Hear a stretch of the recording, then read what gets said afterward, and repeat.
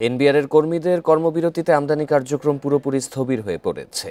Customs ছাড়পত্র না পাওয়ায় পণ্যবাহী ট্রাক বাংলাদেশে প্রবেশ করতে পারছে না। 4 দফা দাবি মানা না হলে রপ্তানি ও আন্তর্জাতিক যাত্রী সেবা বন্ধেরও হুঁশিয়ারি দিয়েছে এনবিআর সংস্কার ঐক্য পরিষদ। শনিবার এক সংবাদ সম্মেলনে এই ঘোষণা দেয় সংগঠনটি। ফলে নেতিবাচক প্রভাব পড়তে শুরু করেছে দেশের বিভিন্ন বন্দরে। এই ঈদে জামা জুতো অ্যাক্সেসরিজের ডিসকাউন্ট।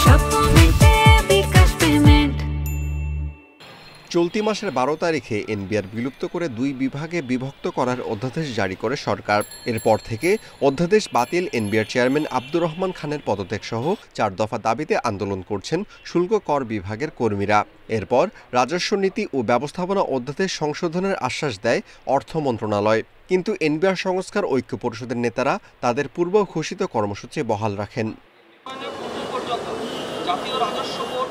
শনিবার থেকে রপ্তানি ও আন্তর্জাতিক যাত্রী সেবা ছাড়া বন্ধ করা হয় আমদানি কার্যক্রম।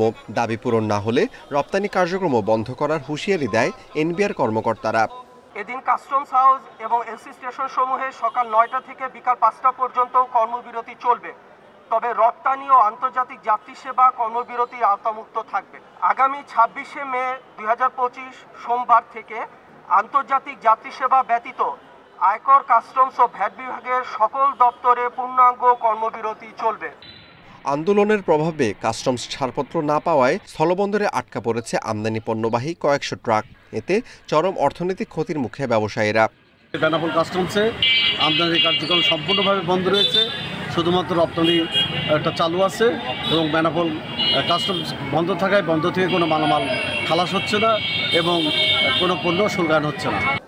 এদিকে নিরাপত্তার জোরদারে আইন শৃঙ্খলা রক্ষাকারী বাহিনীর সদস্য মোতায়েন করা হয়েছে এনবিআরের প্রধান কার্যালয়ে। Amirul Islam, independent news, Dhaka.